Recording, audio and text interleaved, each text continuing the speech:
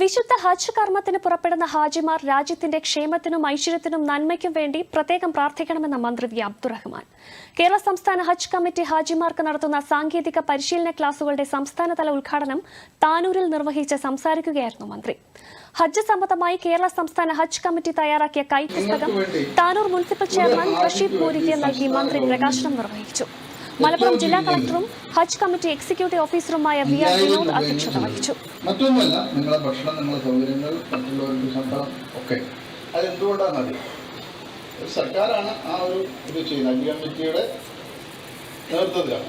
അപ്പോൾ അത്രയും നമ്മൾ ശ്രദ്ധിക്കുന്നുണ്ട് നിങ്ങൾ കാര്യങ്ങൾ. നിങ്ങൾക്ക് ആവശ്യമായുള്ള ട്രെയിനിങ് തരണം. അപ്പോൾ അവിടെയുള്ളൊരു പ്രാർത്ഥന എന്നുള്ളത് പറഞ്ഞാൽ അവിടെ ഇടനിലക്കാരില്ല. അത് നിങ്ങൾക്ക് അറിയാം. ഹജ്ജ് എന്ന് പറഞ്ഞാൽ അള്ളാഹുവിൻ്റെ വസതിയിൽ നിങ്ങൾ എത്തുന്നു, നേരിട്ടുള്ള സംവാദമാണ്. അത് ഒരു തർക്കവും മാർഗവും ഇല്ല എന്നാണ് എനിക്ക് തോന്നുന്നത്. കാരണം അതിനാണല്ലോ നമ്മൾ നേരിട്ട് ഒരു മനുഷ്യൻ്റെ ജീവിതം